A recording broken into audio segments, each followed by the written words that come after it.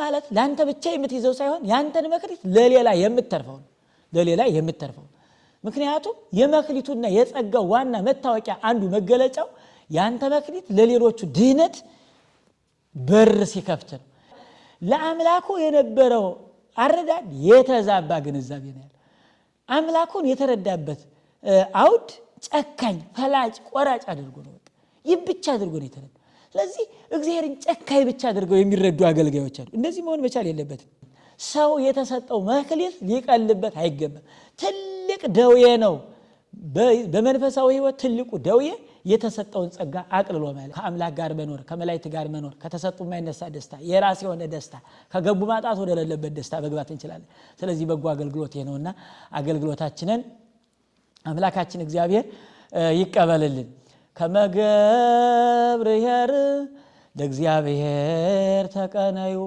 በኩሉ ጊዜ ወበኩሉ ሰዓት ከመገብርሔር ለእግዚአብሔር ተቀነዩ በስመ አብ ወወልድ ወመንፈስ ቅዱስ አሐዱ አምላክ አሜን አልየ ለከ ንጉሴ ወአምላኬ ወባርክ ለስምከ ለዓለም አምላካችን እግዚአብሔር ወዶና ፈቅዶ እስከ ዛሬ ድረስ የጠበቀን ያልተለየን የአባቶቻችን አምላክ የተመሰገነ ይሁን እናታችን ቅድስት ድንግል ማርያም ክብርና ምስጋና ይድረሳት ቅዱሳን አባቶቻችን ሁሉ ክብርና ምስጋና ይድረሳቸው እግዚአብሔር የሚወዳችሁ እግዚአብሔር የሚያከብራችሁ ደሙን አፍስሶ ስጋውን ቆርሶ የሰጣችሁ የንስሐ በር ያደለን አምላካችን እግዚአብሔር ያልተለየን በቅዱስ ስሙ የጠራን የሰበሰበን የደም ዋጋ የከፈለልን ንዑዳን ክቡራን ኦርቶዶክሳውያን በሀገር ውስጥም በሀገር ውጭም ያላችሁ እንደምን ሰነበታችሁ ልዑል አምላክ ቅዱስ እግዚአብሔር በቸርነቱ የጠበቀን በአንድነቱ ርባኤ በአንድነቱ ምንታዊ በሶስትነቱ ርባኤ የሌለበት ሲሰለስ ሲቀደስ የሚኖር ዛሬም ዘወትርም የተመሰገነ ይሁን በሆኑ እንግዲህ አብይ ጾም ከገባ ጀምሮ ያው በየሳምንቱ የምንገናኝበት ልዩ መርሃ ግብር ነው የአብይ ጾምን ሳምንታት በተመለከተ በፈለገ አእምሮ ሚዲያ ሁላችሁም እየተከታተላችሁ እንደሆነ ያየን ነው አሁንም በነበረንና በያዝነው ተከታታይ ሳምንታዊ መርሃ ግብር መሰረት ከደብረ ዘይት ወደ ገብርኄር መተናል ያው እንግዲህ የመጀመሪያው ዘወረደ ቅድስት ምኩራብ መጻጉዕ ደብረ ዘይት ብለን ዛሬ ደግሞ በጎ ታማኝ አገልጋይ የእግዚአብሔር መምጣት ወልደ እጓለ እመሕያውሰ ይመጽአ ከመ ይትለአክዎ ዘእንበለ ዳእሙ ከመ ይትለአክ ወልደ እጓለ እመሕያው ክርስቶስ ሰው የሆነው እንዲያገለግሉ ሳይሆን እንዲያገለግል ነው እንደተሰኘ ሁሉ ክርስቶስ መጥቶ ለእናቱ ለዮሴፍ ለሌሎችም እየታዘዘ እንዳደገ ከዚያም በኋላ ለህመምተኞች ለህመማቸው የሚያስፈልገውን ድህነት ስጠን ሲሉት ታዞ እንዳደረገላቸው ምንም እንኳን በመለኮታዊ በአምላክነቱ የሚያገብረው የሚያዘው አለ ባንልም ስጋ ለብሶ ሰው ሆኖ የተገለጠው ግን የኔንና የናንተን ፈቃድ የኔንና የናንተን አምላካዊ መሻት አምላክነትን መሻታችንን አይቶ የሻትነው ነገር ሊፈጽምልን አምላክ ሰው ሆኗልና ሰው ሆኖ ልናደርገው የሚገባንን ነገር የበጎ አገልግሎትን የበጎ አገልጋይነትን በጎ አገልጋይ ማን እንደሆነ ክፉ አገልጋይ ማን እንደሆነ አሳይቶ አስተምሮናልና አምላካችን እግዚአብሔር የተመሰገነ ይሁን እንግዲህ ዛሬ እንደሚታወቀው ስድስተኛው እሁር ነው ዛሬ ስድስተኛው እሁር ነው ስድስተኛው ሳምንት ያስቆጠርን ነው ጾሙንም ከያዝ በእያላችሁበት ሆናችሁ በጾም በጸሎት የምትተጉ አባቶቻችን እናቶቻችን ወንድሞቻችን ሁሉ ጾማችን ውጤታማ ከእግዚአብሔር መልስ የሚያሰጥ ፍሬ የሚያፈራ እንዲሆን እግዚአብሔር ይርዳን ዛሬም እንግዲህ በስድስተኛው ሳምንት የቤተክርስቲያናችን አስተምሮ ምን ይላል በእለተ እሁድ አባቶቻችን በማይሌት ምን ይላሉ የቅዳሴው ምንባብስ ምንድነው በእለቱ ውስጥ ያለው መልእክት ምን ያስተላልፋል በእለተ እሁድ ከሚደረጉት የቤተክርስቲያን አገልግሎቶች መሰረት የኔና የናንተ ድርሻስ ምንድነው የኔስ ጸጋዬ ማገለግልበት በምንድነው የሚሉት ነገሮች እግዚአብሔር አምላካችን እንደወደደ እንደፈቀደ ምስጢር ገላጭ ህይወት ለዋጭ እሱ ነውና ለኔ የምናገረውን ለሁላችንም ማስተዋሉን አድሎን እኔም ተናግሬ እንድሰራው እናንተም ሰምታችሁ በሰማችሁት ነገር 160 ያማረ ፍሬ እንድታፈሩ እንድናፈራ ለወላ አምላክ ቅዱስ እግዚአብሔር ይርዳን እንግዲህ እንደተለመደው የመጀመሪያው አገልግሎት የአባቶቻችን የማይሌቱ አገልግሎት ነው ሊቃውንተ ቤተክርስቲያን ከምሽቱ 2 ሰዓት ገብተው በማህሌቱ ሲያገለግሉበት የሚያድሩት ነው። መኑ ውእቱ ገብርኄር የሚል ነው። የዚህ ባለቤቱ ቅዱስ ያሬድ ነው።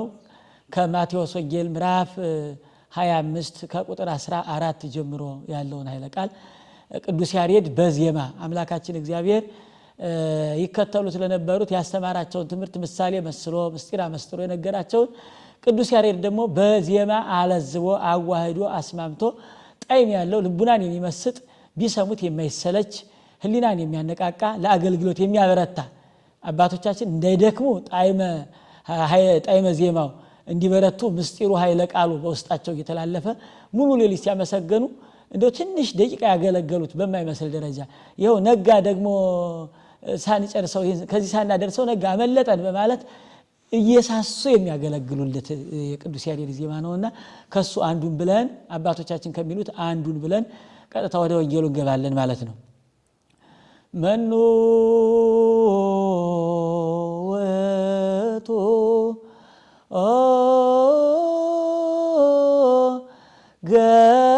ገብርኄር ወምእመን ዘይረክቦ እግዚኡ በምግባረ ሰናይ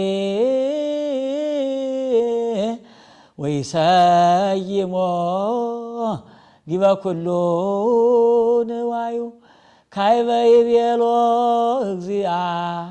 እግዚአብሔር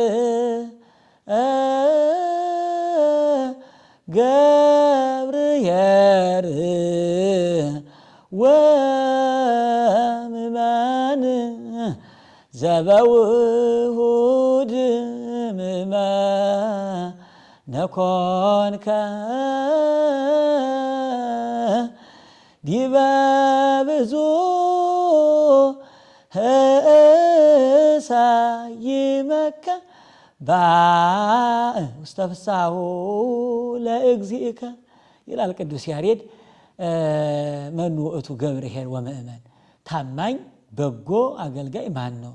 ዘይረክቦ እግዚኡ በምግባረ ሰናይ እንዲህ እያደረገ በጎ እየሰራ በታዘዘው ጸንቶ በዓላማው ቀንቶ የሚያገኘው እሱ ማን ነው? በምግባረ ሰናይ ወይሰይሞ ዲበ ኩሉ ንዋዩ በሁሉ ኃላፊነት ይሰጠዋልና በጎ አገልጋይ እርሱ ማን ነው ይላል ቅዱስ ያሬድ።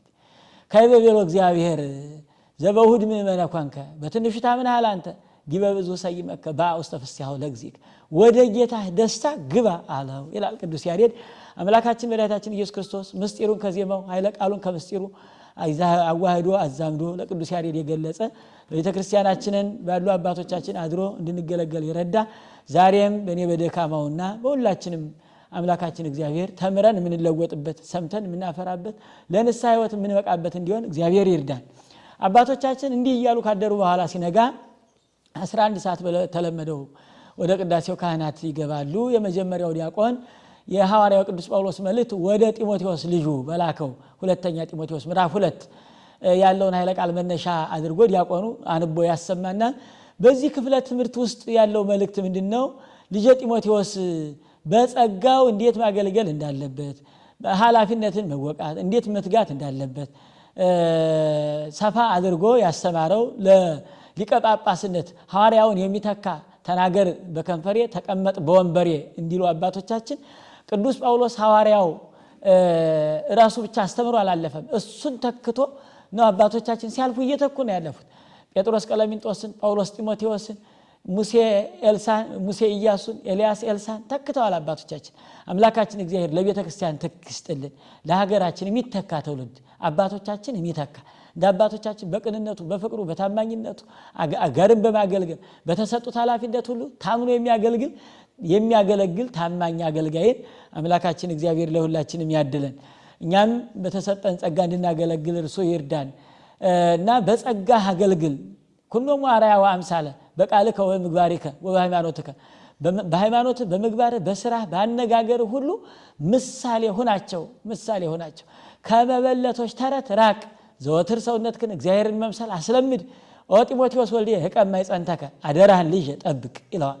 ይህን ይነግረውና ልጅ ጠብቅ አደራህን ጸጋህን ባልሆነ ነገር እንዳታጣ ጸጋህን ላልሆነ ነገር እንዳትጠቀም ጸጋህን ጠብቀህ ለሚገባው ነገር አድርገህ አገልግል ብሎ ሲነግረው ለጢሞቴዎስ በላከው መልእክቱ ጸጋውን እንዲጠብቅ በጸጋው እንዲያገለግል ጸጋውን እንዲያውቅ ጸጋውን እንዳይደብቅ ለይቶ ጽፎ በሰደደው መልእክቱ እያንዳንዳችን እንደ ጢሞቴዎስ አደራችን የምንወጣ የአባቶቻችን ቃል የምንሰማ በአባቶቻችን እግር እንድንተካ ቤተክርስቲያናችን ሐዋርያው ቅዱስ ጳውሎስ ለጢሞቴዎስ የላከውን መልእክት መሰረት አድርጋ እኔና እናንተን ታስተምረናለች ማለት ነው።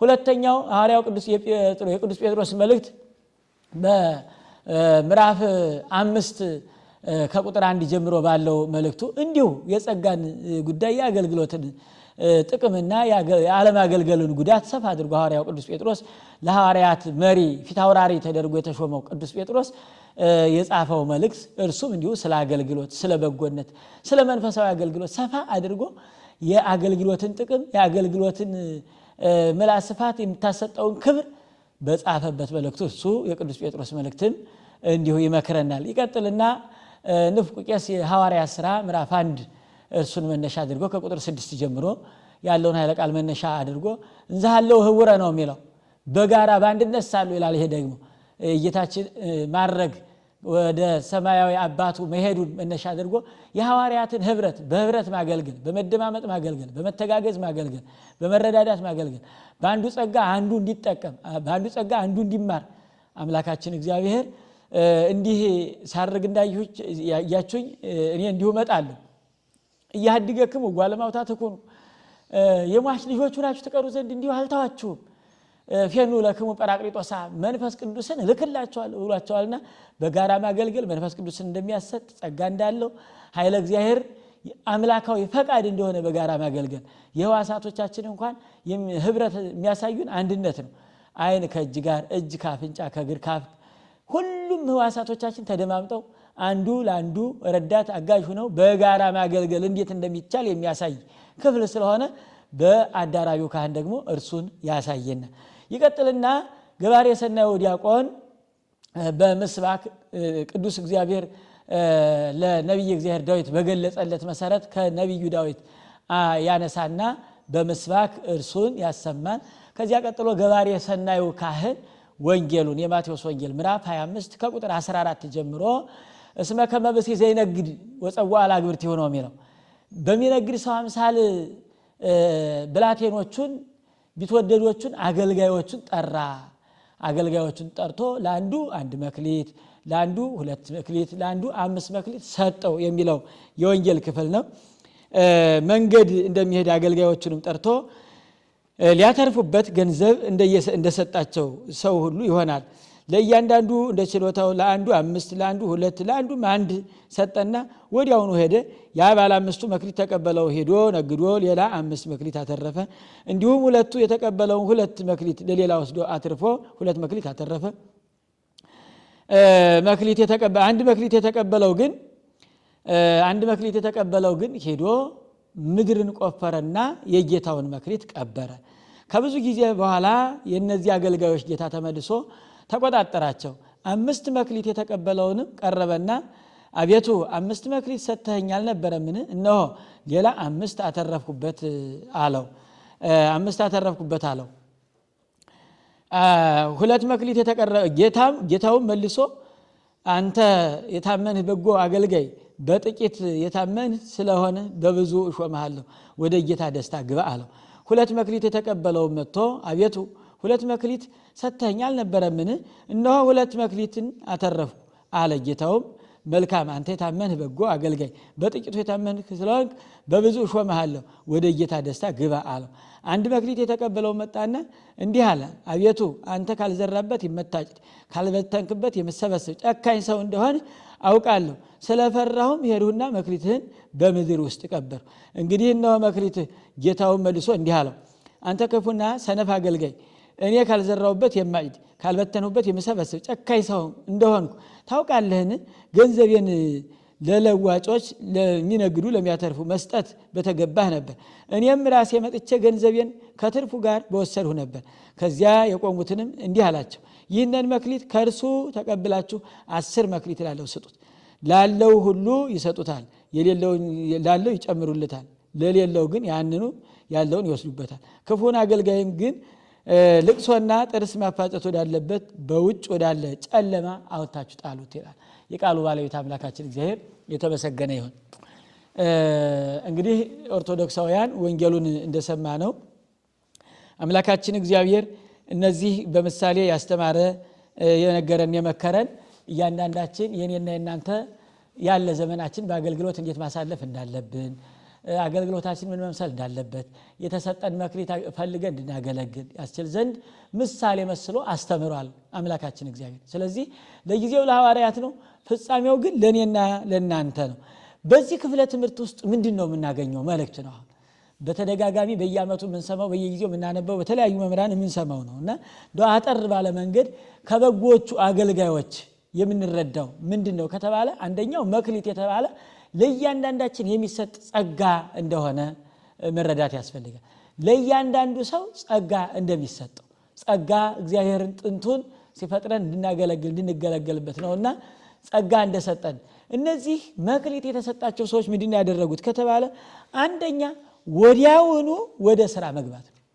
በተሰጣቸው ጸጋ ሳይውሉ ሳያድሩ ምንም ቀጠሮ ሳያስፈልግ በተለይ ለበጎ አገልግሎት ለንስሐ ሕይወት ቀጠሮ አያስፈልገውም። ኦርቶዶክሳዊ እነዚህ በጎ አገልጋዮች በትንሹ የታመናችሁ ተብሎ እግዚአብሔር አምላካችን ወደ ብዙ ሹመት እንደሚያድጉና በጌታ ደስታ ግባ ተብሎ የተነገሩ እነዚህ ሰዎች የመጀመሪያ ትልቁ ሀብት ያደረጉት ምንድነው?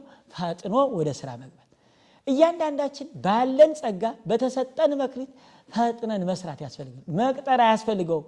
ለመንፈሳዊ ነገር ለንስሐ ሕይወት ቀጠሮ ያስፈልጋል። እነዚህ ሰዎች ዕለቱን ወደ ስራ ሄዱ። ወደ ስራ በመግባታቸው ቀጠሮ ብቻ ባለመቅጠራቸው ትርፋማ ሆኑ ክርስቲያኖች። እኔና እናንተ ስጋው ደግሞ ለመቀበል የቀጠርንበት ጊዜ የለም። ገና ንስሐ ለመግባት የቀጠርንበት ጊዜ የለም። በጎ ነገሮች ስናደርጋለን ብለን ገና በተምኔት በልቡናችን ጓዳ ሰንደን ያዝናቸውስ የቀጠሮ ቀን ያስቀመጥንላቸው ነገሮች አሉ። ከዚያ ቀን ሳንደርስ እግዚአብሔር ይህ የመክሊቱ ባለቤት መምጣቱን በምን እናውቃለን? ኦርቶዶክሳውያን ለበጎ ነገር ከነዚህ ባለበጎ መክሊቶች የምንረዳው አንደኛው እሱ ነው ማለት ነው። ፈጥኖ ወደ ስራ መግባት። ሁለተኛው በጎ ስራን ደፍሮ ማገልገል መልካም ነው። እነዚህ ባለ 5 እና ባለ 2 አገልጋዮች የሚያስተምሩን ትልቁና ዋናው በቃ ሳይፈሩ ሳይደነግጡ ቶሎ ወደ ስራ መግባት። ይህ ጽኑ እምነትን የሚያሳይ በቃ ይሄ አንዳንድ ጊዜ ብከስርስ ቢሉኝስ ቢጠፋብኝስ ባበላሸውስ በሚሉ አሉታዊ ስጋቶች መስራት ያለብንን ሳንሰራ እንዲሁ ከበጎ ነገር ተከልክለን የምንቀር ሰዎች አለ። ነገር ግን ከዚያ ወተን ማድረግ አለብን፣ መስራት አለብን። ስለዚህ በጎ ካልሆነ ፍርሃት በጎ ካልሆነ ስጋት ወተን ወደ ስራ ስንገባ በ5ቱ መክሊት 5 ማትረፍ እንችላለን። እነዚህ ሰዎች በቃ እንደዚህ ነው ያደረጉትና ፍርሃትን ማሸነፍ ያስፈልጋል። ብዙ ሰው አምላካችን እግዚአብሔርን በመፍራት ብቻ በፍቅርም እግዚአብሔርን ያጠፋኛል ከሚለው እግዚአብሔር ይረዳኛል ወደሚለው መምጣት መቻል አለበት። በጎን ያሰበ ሰው እግዚአብሔር ያግዘኛል፣ የነገር በጎ ነው፣ የነገር መልካም፣ ስለዚህ እግዚአብሔር ያግዘኛል ብሎ በጽኑ ቀጠሮ ሳይዙ በፍጥነት ዕለቱን ወደ ስራ መግባት ትርፋማ አድርጓቸዋል። ሌላኛው ባላቸው ነገር መጀመር መቻል። በጎ ነገርን ለመስራት ይሄ ቢኖረኝ እንዲህ ባደርግ አሁን ለምሳሌ በዚህ በሉቃስ ወንጌል ያለች ማርታና የማርያም በእህቷ ትቀና ነበር ይላል። እሷ መልካላት፣ ባላላት፣ ልጃላት፣ ሰው ይወዳታል። እንዲህ ያላትን ጸጋ ከመጠቀም ይልቅ የሌላትን ጸጋ መመኘት። አብዛኛው ሰው እንዲህ ነው። ከሌላው ሰው ያለውን ጸጋ መቁጠር የሚወድ ሰው አለ። ባለ ነገር መጠቀም ነው ወዳጅ። ያለህን ነገር ወደ ጽድቅ ማድረግ ነው። ለመንግስተ ሰማያት እንደሆነ ባለ የምትገባባት ናት። ነያ ማይከለከሙ ቅርብ ናት ተብሎ የተነገረው ለዚያ እኮ ነው። ለእያንዳንዱ ሰው ቅርብ ናት ተብሎ የተነገረው ሰው ባለው ነገር የሚገባባት ስለሆነች መንግስተ ሰማያት ቅርብ ናት ተብላ ተነገረች። ስለዚህ ኦርቶዶክሳውያን ባለን ነገር መጽደቅ እንችላለን። አምላካችን እግዚአብሔር የሌላችሁን ነገር ባደረጋችሁ ብሎ የሚፈርድ ጽኑ ጨካኝ አይደለም። በሰጠን ብቻ የሚጠይቅ ያለንን ነገር ወደ ተግባር እንድናደርግ ያለንን ነገር እንድንጠቀመው እንድንገለገልበት እንድናገለግልበት የሰጠንን። ስለዚህ ሳንቀጥር ሳንፈራ ባለን ነገር የሌለንን ብቻ መመኘት ሳይሆን ባለን ነገር መጀመር ትልቁ ወሳኙ ጉዳይ ነውና ትርፍ የሚገኘው በሌላው ሰው መክሊት በመቅናት ብቻ ሳይሆን በራስ መክሊት በራስ መክሊት ነው። በራስ መክሊት በሌላው ሰው መቅናት እሱ ዋጋ ያሰጥምና ሶስተኛው እሱ ነው። አራተኛው እኒህን ሰዎች ለክብር ያበቃቸውና ጌታቸውን እንዲደሰት ወደ ብዙ ደስታ ግባ በትንሹ ታምናል ብሎ እንዲናገር ያደረገው ምንድነው? ትጋታቸው። ሰው ላለው መንፈሳዊ ሕይወት መትጋት መቻል አለበት። መትጋት መዛል አሁን የገጠመው ትንሽ የጾመ ሲሄድ ካደረ እየተጋ መህር ሲገባው እየሰነፈ እየቀነሰ በጸሎቱ መቀነስ በፍቅሩ መቀነስ አብሮት ከነበረው ሰው ጋር መሰለቻቸት ፍቅሩ እያደገ እየለማ አይደለም። አባትና ልጅ መሰለቻቸት፣ ባልና ሚስት መሰለቻቸት፣ በየቢሮ በየመስሪያ ቤቱ ጓደኛና ጓደኛሞች እንዲህ መድከም እያደሩ መድከም አይደለም መንፈሳዊ ሕይወት። መክሊት ማለት እርሱን እያደሩ ማሳደግ መትጋት እየጨመሩ ሙቀትን እየጨመሩ መሄድ እንዲህ የሆነ እንደሆነ በእውነቱ ወደ ጌታ ደስታ ግባ ያሰኛል። መንፈሳዊያትና አገልግሎትን ትልቅ ዋጋ የሚያሰጡት በትጋት ሲይዙት ነው። በሙቀት ሲያዝ መንፈሳዊት ሙቀት እየጨመረ እያደክስ እየጨመርክ ስትሄድ እንዲህ ከሆነ ጌታው ሲመጣ ይደሰታል። ገበሬ ተክልን ውሃ የሚያጠጣው ካደር ልዩነት እያገኘ ካደር ፍሬ እያፈራ ቅጠሉ ለምልሞ ጫፉ ረዝሞ ፍሬው ጥሞ ያገኘው እንደው ገበሬው ዙሪያውን ሊያደርግለት የሚገባውን የማዳበሪያ አገልግሎት የሚቆፈረው ይቆፈራል፣ የሚመነጠረው ይመነጠርለታል፣ ውሃ ካስፈለገው ውሃ ይደረግለታል። ምክንያቱም በፍሬው ለውጥ ነው። ስለዚህ አገልጋይ ያደር እየተጋ ያደር እየጨመረ ያደር እንዲህ ከሆነ ባለው ላይ ይጨመርለታል። የዛኛውን መክሊት አልጡና ለዚህ ጨምሩለታል እኮ በዚህ በትንሹ ለታመነው ላለው ይጨመርለታል። ለዘቦ ይሆበው ንባቡ ላለው ትርጓሜው ላለው ምስጢሩ ይጨመርለታል። ለሚተጋ እንዲህ ነውና ስለዚህ በትጋት ማገልገላቸው ወደ ጌታ ደስታ ግባ አሰኝቷቸው። ስለዚህ እኔና እናንተ ክርስትናችን መንፈሳዊ ሕይወታችን ተግተን ነው የምናገለግለው። አገልግሎታችን በመሰልቸት ነው። ስንት ዓመት አገለገልኩ እድሜ እየቆጠርን ነው። ሰበካ ጉባኤ ተዋቀርን፣ ኮሚቴ ተዋቀርን። ባለንበት ደረጃ በተሰማራንበት ኃላፊነት በተሰጡን በቅስናው በድቁናው በስብከቱ አገልግሎታችን አልሰለቸንም። ክርስቲያኖች ቤተክርስቲያን መምጣት አልሰለቸንም። ካደር እየተጋን እየነቃን እየበረታን እየጠነከርን ነው ልንሄድ የሚያስፈልገውና ትጋታቸው ሌላ እንዲጨመርላቸው አድርጎታል። ጌታቸውን አስደስቶታል። በእውኑ ጌታን የሚያስደስት አገልግሎት በመትጋታችን እንዲህ ስንተጋ ባለን ነገር ሁሉ ጌታውን እናስደስታለን። አምስተኛና ሌላኛው ጌታቸውን እንዲደሰት ያደረጉት እነዚህ ባለ 5 እና ባለ 2 አገልጋዮች ለጌታቸው ያላቸው ጽኑ ፍቅር ነው። እለቱን አነሳስቶ ወሰዳቸው። በድፍረት እንዲጀምሩ ያደረጋቸው፣ በጥብዓት እንዲጀምሩ በትጋት እንዲቀጥሉ ያደረጋቸው ምንድነው ከተባለ ፍቅረ እግዚአብሔር ነው። ፍቅረ እግዚአብሔር ስትገባ ቅዱሳንን አነሳስታ ወደ ገዳም፣ ጻድቃንን ወደ ገዳም፣ ሰማዕታትን ወደ ደም ታደርሳለች።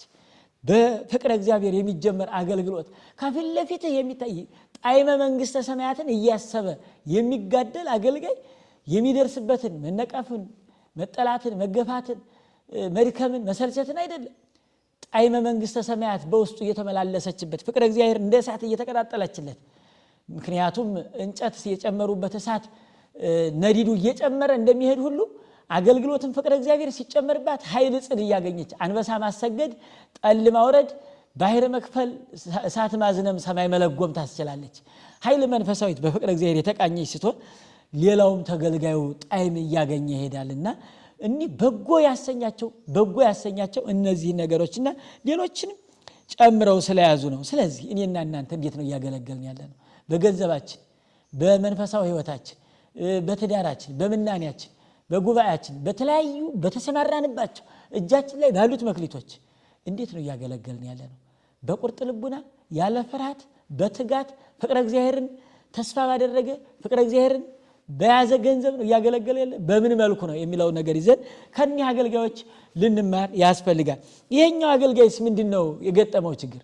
እንደ የተወሰኑ ነጥቦችን አንደኛ ይህ ገብረ ሐካ የተሰኘ ሰው የመጀመሪያው ችግሩ ምንድነው? በበጎ አገልግሎት እንዳይያዝለት ያደረገው ከተባለ ለአምላኩ የነበረው አረዳድ የተዛባ ግንዛቤ ነው ያለው።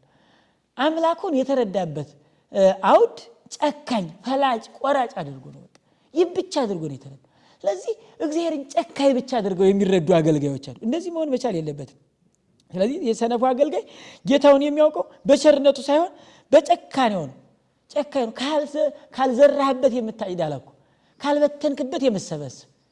እንዲህ በእውነቱ መዝራቱንስ እንዴት ማሰብ አልነበረበት? መስጠቱንስ ማሰብ አልነበረበት? ስለዚህ እግዚአብሔርን ጨካኝ ብቻ አድርገው የሚረዱ አሉ።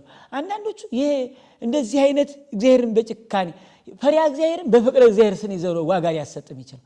ፍቅረ እግዚአብሔር የሌለው ፈሪሃ እግዚአብሔር የዓለም ግዛት አይነት ነው የሚሆነው።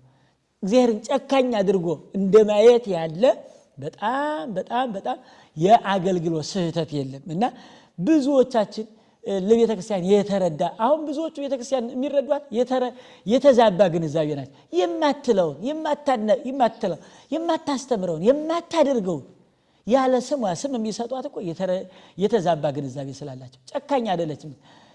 ለጠፉት ለበደሏት ላቀጠሏት በእውነቱ አሁን ግራኝ መሐመድ ቤተ ክርስቲያን እንዳቃጠለ ከዚያ በኋላ የነበሩት ቤተ ክርስቲያን ያነገሰቻቸው ነገስታት እጥፍ ድርብ አድርገን እንመልስ ቢሉ የሌሎች ቤተ እምነቶች ቤተ ክርስቲያን እንደ ሀገር ሲቀጥሉ ነበር። ግን አላደረገችው። ራሱ መስራቿ ሰቅለው የገደሉትን ጨርቁን የተካፈሉትን መራራ ሐሞት ያጠጡትን ርኩስ ምራቃቸው በፊቱ ላይ የተፉበትን አባ ስራይ ሎሙ እስመ በዘ ያምሩ ይገብሩ ያለ በማያውቁት ያደርጋሉና ይቅር በላቸው የሚል እንዲህ ያለ አምላክን የምታመልክ በሱ ደም የተመሰረተች ናትና ቤተ ክርስቲያን ለሌሎቹ እንደሚረዷት አይደለች። ስለዚህ ኦርቶዶክሳውያንን በውስጥ ያላችሁ ለክርስትናችሁ ያላችሁ አረዳድ የተዛባ እንዳይሆንባችሁ መጠንቀቅ ያስፈልጋል። አገልግሎታችሁ የተዛባ ግንዛቤ ይዛችሁ የምታገለግሉ ከሆነ ገብረ ሐካይ ነው። ውዳሴ ከንቱ ስታችሁ መመስገን ፈልጋችሁ እንዲህ ጥቃቅን የሆኑ ነገሮችን ገንዘብ ብቻ ፈልጋችሁ የምታገለግሉ የተዛባ ግንዛቤ ይዛችሁ የምታገለግሉ ይህ ገብረ ሐካይ ነው የሚያሰኝ። ስለዚህ የመጀመሪያው ገብረ ሐካይ የተሰኘው ለአምላኩ የነበረው አረዳድ የተዛባ ስለሆነ ነው። ሁለተኛው በራስ አለመተማመን ነው የገጠመው። ይህን ገብረ ሐካይን በራስ መተማመን መልካም ነገር ሄዶ በቃ ቢጠፋኝስ ይሉኝ እንዲህ ብሎ አገልግሎት የለም። በራስ መተማመን መልካም የተሰጠውን ጸጋ ለማገልገል በራስ መተማመን ያስፈልጋል። ዝም ብሎ ያልሆነ ፍርሃት እነዚያ ቆርጠው እንደሄዱት ሁሉ በጎ አገልጋይ ሊያደርገው የሚከፍለውን ነገር ወስኖ ማድረግ መቻል ነው። ሊከፍለው የሚገባው ዋጋ ወስኖ ነው መክፈል ያለበት። ስለዚህ በራሱ አይተማመን። ቢሆንስ ባይሆንስ ባደርገውስ ቢበላሽብኝስ እንዲህ ቢሉኝስ የሚሉ አሉታዊ ምልክቶች ስለነበሩት ገብረ ሐካይ አሰኝቶታል። ስለዚህ እኛ በመናደርገው መንፈሳዊ አገልግሎት በራሳችን ልንተማመን ያስፈልጋል።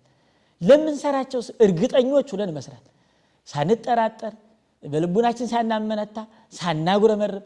አሁን ብዙ ሰው በራሱ ሳይተማመን ነው የሚሰጠው። ለሰው ብሎ ለምናምን ብሎ ይሰጥና ከዚያ በኋላ እንደገና እንደው ማጉረምረም ማማት እንደው እንዲህ ያርገው ነው እንዲህ ነበር እንዲህ ብሎ በቃ ካለፈ በኋላ እንደገና ሌላ ሁኔታዎች ይመጣሉና በራሳ አለመተማመን ጎሎ ስለነበረ ገብረ ሐካይ አሰኝቶታል።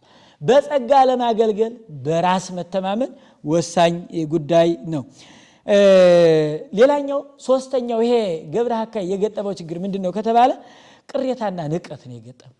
ቅሬታና ለሌሎቹ 5 2 ሰጥቶ ለኔ 1 መክሊት ብቻ የሰጠኝ እንዲህ የሚል ሐሳብ ያለው ሰው ነው ይሄ ሰው። በቃ ወስዶ ቀሎበታል ያለው ጸጋ። የሚገርመው ነገር ሰው የተሰጠውን ጸጋ ቀለል አድርጎ ነው የሚያው። እምናገረው እኔም እምሰሙ እናንተም ሁላችንም እኩል ነን።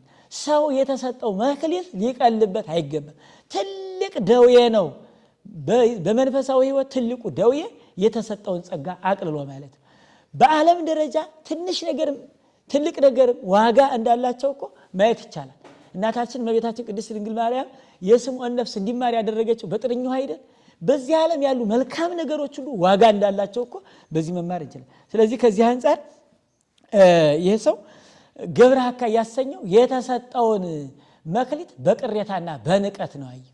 አንደኛ ለአምላኩ ለሰጠው መክሊቱ ለሰጠው ሰው ንቆ ነው። ምክንያቱም መሸስ አትርፍበት መለሳለሁ ስራበት ተብሎ የተሰጠን ነገር ቀብሮ ማኖር መናቅ ስለሆነ፣ ስለዚህ ከእጃችን ላይ የተቀበሩ መክሊቶች የሉንም ክርስቲያኖች። አንደኛ የተሳሳተ አረዳድ ይዞን ጸጋችን ባለማወቅ፣ ሁለተኛ በመፍራትና በራስ ባለመተማመን፣ ሶስተኛ የተሰጠን ጸጋ ቀሎብን፣ ዝማሬው ይቀልብናል፣ ስብከቱ ይቀልብናል፣ መቀደሱ ይቀልብናል። ምናደርጋቸው ነገሮች ሁሉ ቀላል መስለው ይታዩናል። ትንሽ የሚባል ነገር የለም። በደግነት ተረድቶ ላደረጉት ነገር ሁሉም ዋጋ አለ፣ ሁሉም አገልግሎት ነውና ይሄ ሰው ገብረ ሐካይ ያሰኘው መክሊቱን ንቆታል፣ አቃሎታል። አራተኛው ስበብና ስንፍና ያለው ሰው ነው። ይሄ ሰው ሰነፍ ነው። በቃ የሚያሳየን እንደዛ ስለሆነ ምክንያቱም መክሊቱን ወስዶ መቅበር የስንፍና ምልክት ነው፣ ሰነፍ ነው። ስንፍናውን ለመሸፈን ደግሞ ሌላ ሰበብና ምክንያት ይደረድራል። በቃ አልዘራህበት የምታጭድ የምትሰበስብ እንዲህ በቃ አንዳንዶቹ ላለመስራታችን ያልሰራንባቸውን ጊዜያት ያልሰራናቸውን ስራዎች በጊዜው በወቅቱ ዘመን አጸባ ሆኖ መከራ ሆኖ እንዲብዬ አሞ ይጠቅሞ ይደክሞ በጣም ምንድን የለም የመከራ ዘመን ለአገልግሎት መሰናከል አይሆንም። ለምን ከተሰኘ በመከራ ውስጥ ሆነው አገልግለው ያለፉ አባቶቻችን አሉና ሊቀንሰው ይችላል። በሰፊው ወደ ምሮት እንዳናገለግል ከአንድ ሰው ጋር ብቻ እንድናገለግል ሊያደርገን ይችላል። ሐዋርያው ቅዱስ ጳውሎስ በሮም አደባባይ ታስሮ አይደል እንደ 14 መልእክት የጻፈው መታሰሩ አገልግሎቱ የማይገደበበት። ስለዚህ እያንዳንዳችን በወቅቱ የሆነች አንዲት ነገር ያገኘ እንደው እሷን ነገር ላለማገልገል እንደ ምክንያት ነው እንጠቀማለን። ሰበበኛ ትውልድ፣ ሰነፍ ትውልድ፣ አገልግሎታችን መክሊታችን የረሳን እየበዛን እየመጣን ከዚህ አንፃር በዘመኑ ማመካኘት ሰበብ መደርደር ላለመስራታችን ምክንያት መደርደር አጋጣሚ ሆኖ ገብረ ሐካይ ነው የሚያሰኘው። የሚገርማችሁ ነገር ይህን ሰው ገብረ ሐካይ ስንፍናውና ሰበቡ ነው ገብረ ሐካይ ያሰኘው። ስለዚህ ባለን መክሊት ባለን ጸጋ ባለን ጊዜ ለማገልገል ሰነፎች አንሁን፣ ሰበብ አንደርድር፣ ምክንያት አናብዛ ማለት ነው። ሌላኛው ይሄ ገብረ ሐካይ መክሊቱ ለሌላ እንዳይተርፍ የሚፈልግ ድብቅና ምቀኝነት ያለው ሰው መክሊት ማለት ላንተ ብቻ የምትይዘው ሳይሆን ያንተን መክሊት ለሌላ የምትተርፈው ምክንያቱም የመክሊቱና የጸጋው ዋና መታወቂያ አንዱ መገለጫው ያንተ መክሊት ለሌሎቹ ድህነት በር ሲከፍት ነው። ይሄ ሰው ቀብሮ ያስቀመጠው ለራሱ ብቻ ራስ ወዳድ የሆነ ሰው አለ። ገንዘቡን ቀብሮ የሚያስቀምጥ፣ ዕውቀቱን ቀብሮ የሚያስቀምጥ፣ ክህሎቱን ቀብሮ የሚያስቀምጥ፣ ጸጋው ለሌላ ሰው እንዳይተርፍ የሚያደርግ ድብቅ ሰው ስለሆነ ይሄ ሰው ምቀኝነት ያለው ሰው ስለሆነ ምቀኞች ሁልጊዜም ገብረ ሐካዮች። ለክርስትና ሕይወት ከማይጠቅመው አንዱ አረሙ ምንድነው ካላችሁ ቅናትና ምቀኝነት፣ ክፉ ቅናት፣ ክፉ አረዳድ፣ ስንፍና እኒን አሁን በገብረ ሐካይ ሕይወት የዘረዘርናቸው ምልክቶች በእያንዳንዳችን ሕይወቶች እንዳይኖሩ መጠንቀቅ ያስፈልጋል። ቤተክርስቲያናችን በየዓመቱ ይህን መልእክት የምታስተላልፈው ቀና አገልግሎትና ለአገልግሎት ጠማማ የሚሆኑ ሰዎች እንደዚህ ናቸው። ምቀኞች ናቸው፣ ያውቃሉ፣ የተማሩ ናቸው፣ ያስረዳሉ፣ በቃ ብዙ ነገር ክህሎት አላቸው። ነገር ግን ያን ከማድረግ ይልቅ አለማድረግን ይመርጣሉ። ለምን ከተባለ ቅንነት የጎደላቸው ጠማማ ልቡና ስላላቸው ነገሮቻቸውን ስውር ድብቅ ነው የሚያደርጉ። መክሊቱን ወስዶ ቀበር ይቀበራል። አሁን መክሊት ክርስቲያኖች የእያንዳንዳችን እጅ መክሊት አለው። መክሊታችን እንዳይቀበር አምላካችን ሲመጣ ሲጠይቀን ዋጋ ቢስ እንዳል አውጽዎ ዘባይስሮት ጨለማ ወዳለበት ቦታ አስወጡት፣ ያለውንም ቀሙት እኮ ነው የተባለው። ቀብሮት እኮ ቢጠቀምበት በእውነቱ መልካም ነበር። በመቅበሩ የተጠቀመው አንዳች ነገር የለም። ምን ተጠቀመ? ቀሙት ተባለ። ይቻት ይጀቆ ይቻለው በዚህች እንኳን ዋጋ አላገኝ፣ እንደው መቅበሩን እንኳን እንደበጎነት አልተያዘለት። ስለዚህ ይህ ተቀምቶ ወደ ሌላ የተጣለ ነው። እንግዲህ የተሰጡትን መክሊቶች እያንዳንዳቸው ያየናቸው እንደሆነ ለመጀመሪያው 5 መክሊት ሰጠው ተብሎ እንደተነገረው እንደ ቤተክርስቲያናችን አስተምሮ 5 መክሊት የተሰኙት የሙሴ መጻሕፍት ናቸው። 5ቱ መጻሕፍተ ሙሴ 10 ሕግጋት ያሉባቸው ኢታምልክ ባዕደ አምላከ ዘእንበሌ አክብር ሰንበትን ማክበር፣ እናት አባትን ማክበር፣ የአምላክን ስም በከንቱ አለመጥራት 10 ትእዛዛት የተያዙ የሙሴ መጻሕፍት ለኔና ለናንተ መክሊቶቻችን ናቸው። አሁን በዚህ ዘመን መጻሕፍት ያልተነገረበት ቃለ እግዚአብሔር ያልተሰጠበት ያልተሰበከበት ጊዜ ነው። ስለዚህ መክሊቶቻችን ልንጠቀምባቸው ያስፈልጋል። መጻሕፍቶቻችን ሕይወት ልናደርጋቸው ያስፈልጋል። ከዚያ ሲቀጥል ሁለተኛው 5ቱ መክሊት የተሰኙት 5ቱ ሕዋሳት ናቸው። 5ቱ የስሜት ሕዋሳት የሰው ልጅ ለአምላኩ የሚገዛባቸው አምላኩን ካለመበደል የሚጠብቃቸው 5 የስሜት ሕዋሳት አሉ። በመናገር፣ በማሽተት፣ በመናገር፣ በመስማት፣ በገሲስ፣ በአጼኖ እንዲህ 5ቱ የስሜት ሕዋሳት ማወቅ የምንችልባቸው ማለት ነው። በመዳሰስ እናውቃለን፣ በመዓዛ እናውቃለን፣ በመቅመስ እናውቃለን፣ በመናገር እናውቃለን፣ በማየት እናውቃለን። በእነዚህ በ5ቱ መክሊቶች አተረፈባቸው ነው የተባለ። የኔና የናንተ 5 መክሊት ውስጥ አትርፈው ይሆን? አንደበታችን አትርፎ ይሆን? ጆሮአችን አትርፎ ይሆን? እጃችን አትርፎ ይሆን? በእውነቱ የሰው ገንዘብ በማነሳሳት እጃችን፣ ሙስና በመቀበል እጃችን፣ ሰው በመግደል የሰው ሰነድ በመሰረዝ እጃችን አልበደለ ይሆን? ክርስቲያኖች አንደበታችን የሰው ስም በከንቱ በማንሳት ሰውን በማማት አልበደለ ይሆን? ስለዚህ ትርፋማ ህዋሳት አድርጎ ይዞ መገኘት ነው። መልካም አገልጋይ በትንሹ የታመንክ በብዙ ሾማለሁ። ትንሽ የተባለው እኔና እናንተ የምንኖርበት የእድሜ ዘመን ስንት እንደሆነ አናውቀው። መሰበዛ 80 ዓመት እኮ ነው የተባለው በነቢየ እግዚአብሔር በዳዊት ብትኖር 80 ዓመት ነው ተው። ከዚያ በላይ ግን አምላክ አባቶቻችን ይገልጻላችሁ ኑረዋል። 80 ዓመት የተነገረን በምን ይሆነ ምን አሳልፍ። ከዚያ በኋላ እኮ ከገቡ መውጣት ካገኙ ማጣት የሌለበት የዘላለም ደስታ ተብሎ ተደነገረ። ወደዚያ እንሄዳለን። ስለዚህ 5 የተሰኙት 5ቱ የስሜት ሕዋሳት ናቸው። 5ቱ ባህሪያት 5ቱ የስሜት ሕዋሳት መልካም የሆኑ 5 ምስጢራት አሉ እንደ ቤተክርስቲያናችንና በ5ቱ ሕዋሳት አምላካችን እግዚአብሔር ትርፋማ እንድንሆን ሕዋሳት አፋን ለሕዋሳት ውስጥ እንድናስገዛቸው እግዚአብሔር ይርዳል። 2 የተሰኙ ሃይማኖትና ምግባር ነፍስና ስጋ ናቸው። አትርፈንባቸዋል።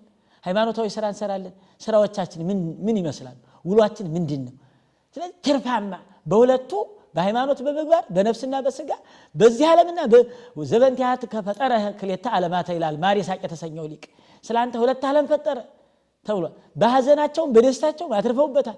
ታስሮም አተረፈ፣ ተለቆም አተረፈ። መኒ ሞትኩ መኒ ሐይወኩ ይላል ሐዋርያው ቅዱስ ጳውሎስ። ሞቴም ሕይወቴም ለኔ እኩል ነው ይላል ሐዋርያው ቅዱስ ጳውሎስ። በመከራው ማትረፍ በደስታው ማትረፍ መቻል። በሁለት እጃቸው እኩል ይጠቀሙ ነበር ይላል። በዚህ በዜና መዋዕል የነቢይ እግዚአብሔር የዳዊትን አገልጋዮች በሁለት እጃቸው እኩል ይጠቀሙ ነበር። እስኪ አስቡት። በቀኛቸው ወርውረው ከሚያደርሱበት በግራቸው ወርውረው ያደርሳሉ። በቀኛቸው የሚሰሩትን ስራ በግራቸው ይሰራሉ። ሁለቱ እጃቸው እኩል ያገለግላቸዋል። አስባችኋል? ለኔና ለእናንተ አንዱ እጃችን ጃኬት ከመሸከም ያለፈ ምን አለ? ስለዚህ በቀኝ የምጽፈውን በግራ ልጽፈው ትችላለህ። በቀኝ ልታደርግ የምትችለውን በግራ ልታደርግ ትችላለህ። የለም። ይህ ማለት ምን ማለት ነው? ይህ አካላዊ ስጋዊ ስራ ነው። ወደ ምስጢር ሲመጣ ግን ለነፍስህ የምታደርገውና ለስጋ የምታደርገውን እስኪ በዝነው። ለነፍስህና ለስጋ ጊዜ እኩል አካፍለን እናውቃለን። ለነፍሳችንና ለስጋችን ምን ደክመው እኩል ነው። በዚህ አለ እኩል ይጠቀሙ ነበር። ትርፋማ ናቸው በሁለቱም ነው የተባለ። ስለዚህ ይህን ዓለም ጨልጠን ገርኝተን እንደ ፈረስ ጆሮ እንደ ጦር ጉረሮ ለስጋችን ብቻ ዓለም እንደሆነ አላፊት ናት። ባለፈው በሰማነውና በተማርነው ክፍለ ጊዜ አይተነዋል።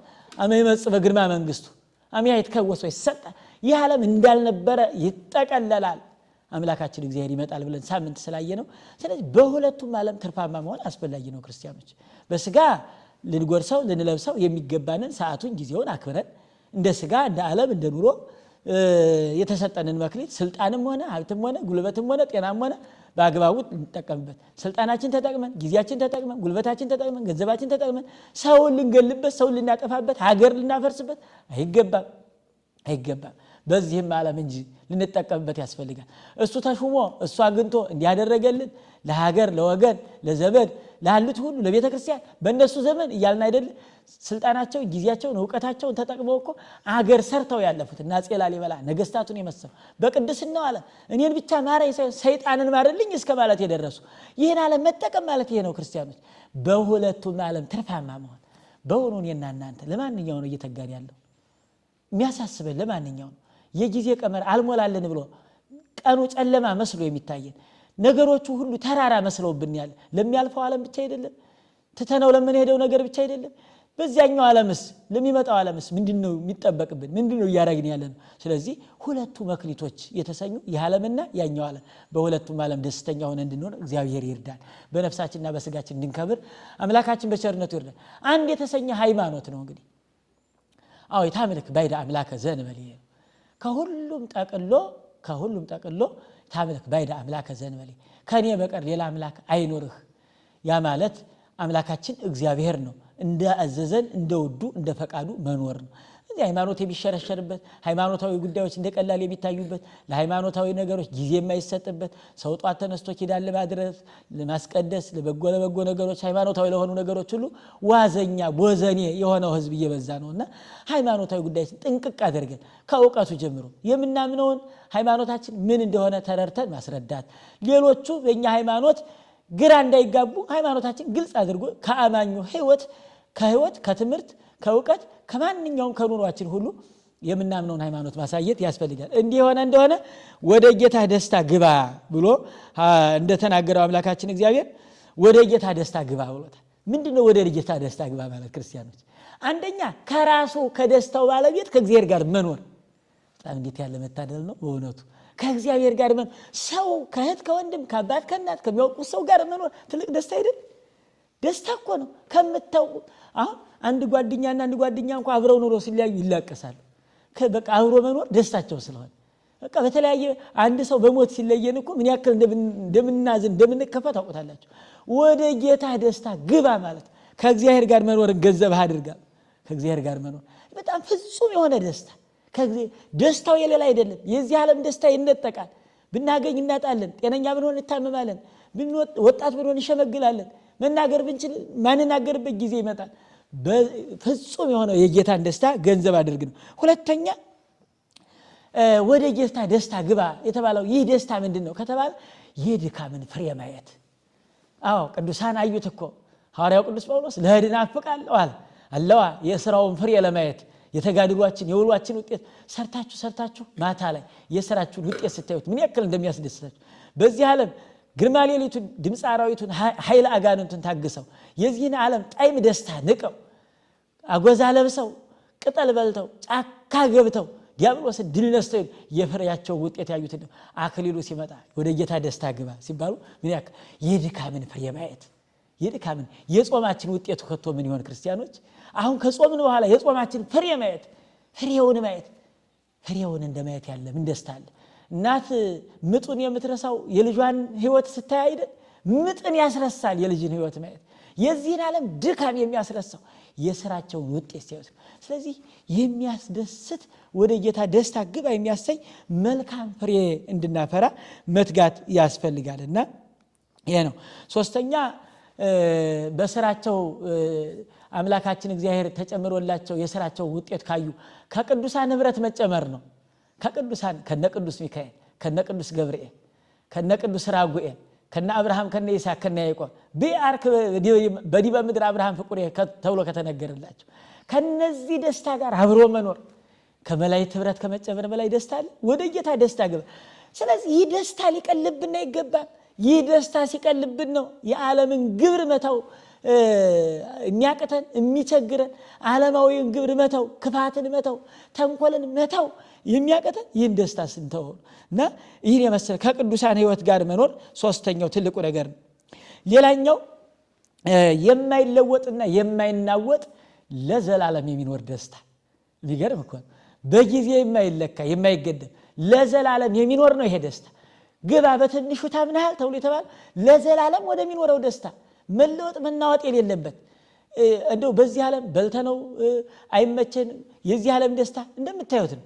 ሰው ተደስቶ የዚህ ዓለም ደስታ ምን ቃና አለው?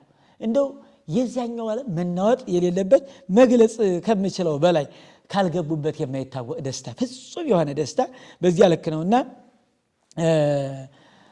መለወጥ የሌለበት ደስታ ነው። ሌላኛው የባለቤትነት ደስታ የሚሰጥህ ብቻ ሳይሆን ደስታው የራስህ ይሆን ገንዘብህ የሆነ ደስታ በራስ አሁን ሰው ሌላ ሰው የሆነ ነገር አድርጎለት እኮ በተደረገለት ነገር ይደሰታል።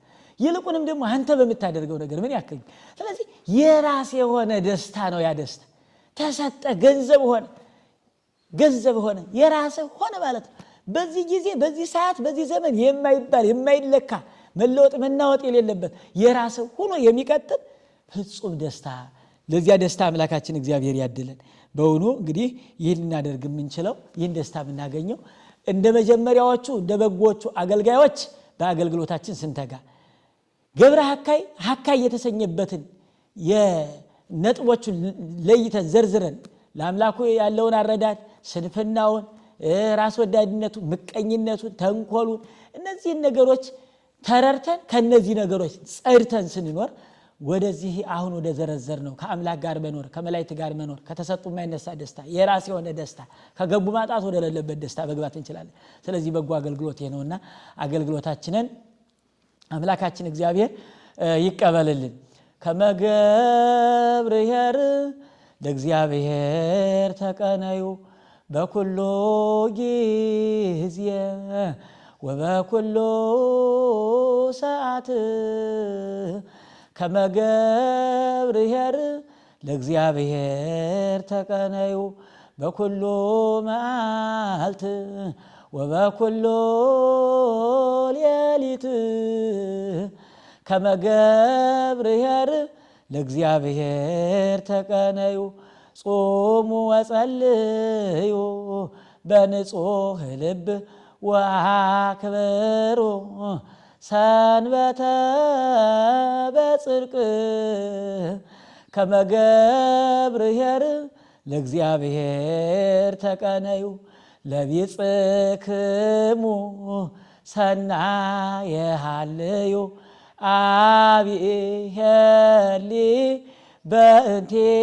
በእንቲአክሙ ከመ ገብርኄር ለእግዚአብሔር ተቀነዩ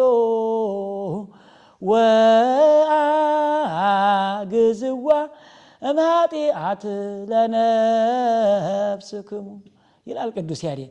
በኩሉ ጊዜ ወበኩሉ ሰዓት በጊዜ በእድሜ ወጣት ነኝ፣ ልጅ ነኝ፣ አረጋዊ ነኝ፣ ሽማግሌ ነኝ፣ ሀገር ውጭ ነኝ፣ ሀገር ውስጥ ነኝ ሳትሉ በየትኛውም የእድሜ ደረጃ በኩሉ መዓልት ወበኩሉ ሌሊት በመዓልትም በሌሊትም እግዚአብሔርን አገልግሉ። ጾሙ ወጸልዩ ሰንበተ አክብሩ በጾም በጸሎት ሆናችሁ ሰንበትን በማክበር እግዚአብሔርን አገልግሉት። ለቢጽክሙ ሰናየ ሃልዩ ለባልንጀሮቻችሁ ሰው ለሆነ ሁሉ በጎን አስቡ። አብሔሊ በእንቲአክሙ እናንተ ለሰው በጎ ካሰባችሁ እግዚአብሔር ለእናንተ በጎ ያስብላችኋል፣ በጎውን ሐሳባችሁን ይፈጽምላችኋል። ወአግዝዋ እምኃጢአት ለነፍስክሙ እንደ በጎ አገልጋይ በጎ አገልግሎትን ብትይዙ ኃጢአት ነፍሳችሁን ከኃጢአት ነፃ ያወጣላችኋል ብሏልና አምላካችን እግዚአብሔር ነጽተን በቅተን ለአምላካችን ለእግዚአብሔር የሚገባው አገልግሎት እንድናቀርብ ቸርነቱ ይርዳን። እኔም ተናግሬ ያለው ተናግሮ ከማጥፋት እናንተም ሰምታችኋል ሰምቶ ከማጥፋት ይጠብቀን። በሚቀጥለው ደግሞ ኒቆዲሞስ ብለን እንቀጥላለን። እስከዚያው ድረስ ሳምንት መልካም ያገናኘን ይቆየን።